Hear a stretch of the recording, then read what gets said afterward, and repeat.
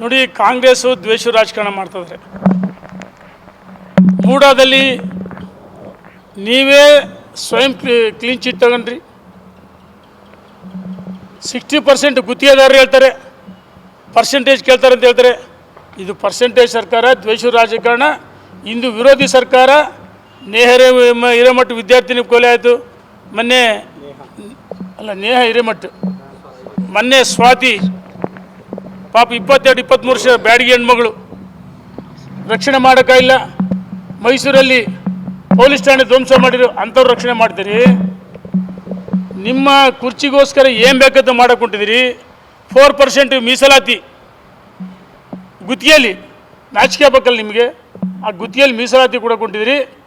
ನಾವು ಹೇಳ್ತೀವಿ, ಸರ್ಕಾರ ಟೇಕಪ್ ಆಗಿಲ್ಲ, ಕುರ್ಚಿಗೋಸ್ಕರ ಕಚ್ಚಾಡ್ತಾರೆ. Wait and C.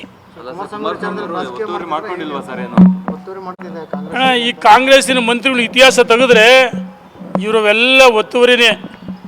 ಹಾಗಾಗಿ ಜಾರ್ಜು, ಬೈರತಿ ಸುರೇಶು, ಪ್ರಭಾವಿ ಸಚಿವ ಎಂ ಬಿ ಪಾಟೀಲ್, ಪ್ರಭಾವಿ ಸಚಿವರದಲ್ಲ, ಇವರೆಲ್ಲ ಏನಣ್ಣ ನುಂಗಿ ನೀರು ಕುಡ್ತಾರೆ. ಪ್ರವಾಸ ಮಾಡಿದ್ದೀವಿ. ಅವರು 3 ಇಟ್ಕೊಂಡು ಸುಮ್ಮನೆ ಬೆಂಗಳೂರಿಗೆ ಒಂದು ರ್ಯಾಡಿಸನ್ ಪ್ಲೇ ಒಳಗೆ ಒಂದು ಮೀಟಿಂಗ್ ಮಾಡಿದ್ರು. 3 ಜನ. ಅವ್ರ ಮುಖಗಳು ಯಾರಿಗೂ ಪರಿಚಯ ಇಲ್ಲ, ಪಕ್ಕದ ಮನೆ ಪರಿಚಯ ಇಲ್ಲ. ಅಂಥವ್ರನ್ನ ಇಟ್ಕೊಂಡು ವೀರಶೈವ ಲಿಂಗಾಯತ ಅಂತ ಸಮಾವೇಶ ಅಂತ ಹೇಳಿದ್ರು. ನಾವು ತಡಿ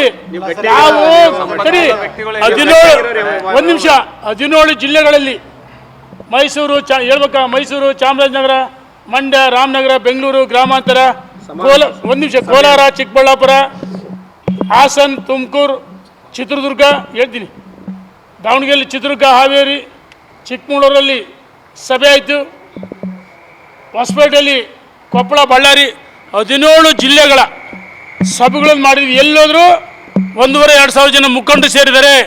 ನಿಮ್ಮಂಗೆ 3 ಜನ ಮಾಡಿಲ್ಲ. ಇನ್ನು 10-11 ಜಿಲ್ಲೆ, ಕಾರವಾರಕ್ಕೆ ಹೋಗ್ತೀವಿ, ಮಂಗಳೂರಿಗೆ ಹೋಗ್ತೀವಿ, ಅಲ್ಲಿ ಕಡಿಮೆ ಸಮುದಾಯ ಇದೆ. ಎಲ್ಲ ಜಿಲ್ಲೆಗಳು ಇನ್ನು 10-11 ಜಿಲ್ಲೆ ಇದಾವೆ.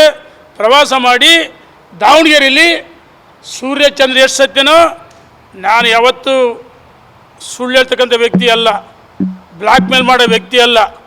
ಸಮುದಾಯದ ಮುಖಂಡರುಗಳು ಸಭೆ ಸೇರಿ ಮಠಾಧೀಶರ ಆಶೀರ್ವಾದವನ್ನು ಪಡೆದು ಎಲ್ಲರ ಸಹಕಾರದಿಂದ ದಾವಣಗೆರೆಯಲ್ಲಿ 5-10 ಲಕ್ಷ ಐತಿಹಾಸಿಕ ವೀರಶೈವ ಲಿಂಗಾಯತ ಸಮುದಾಯ ಸಮಾವೇಶನ ಮಾಡ್ತೀವಿ. ಯಾವ ಸಮಾಜದ ವಿರುದ್ಧ ಅಲ್ಲ, ಧರ್ಮದ ವಿರುದ್ಧ ಅಲ್ಲ. ಪರಿಶಿಷ್ಟ ಜಾತಿ ಪಂಗಡ ಅಲ್ಲಿ ಒಳಪಂಗಡದ ಅವ್ರೂ ವಿಶ್ವಾಸ ತಗೊಳ್ತೀವಿ. ಯಾಕೆಂದ್ರೆ ಒಂದು ಸರ್ಕಾರ ಅಧಿಕಾರಕ್ಕೆ ಬರ್ಬೇಕಂದ್ರೆ ಎಲ್ಲ ಸಮಾಜಗಳು ಬೇಕು, OBCನೂ ಬೇಕು. ಹಾಗಾಗಿ ನಾವು ಮಾಡ್ತೀವಿ. ಯಡಿಯೂರಪ್ಪ ಪ್ರಶ್ನಾತೀತ ನಾಯಕ.